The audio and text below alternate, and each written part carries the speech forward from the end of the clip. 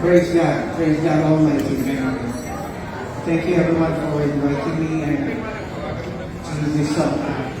Yeah, my name is Nan Clavicinio from Sigma 1973 and also from Apple Metro Phoenix, and to God be the glory. I wrote this song years ago.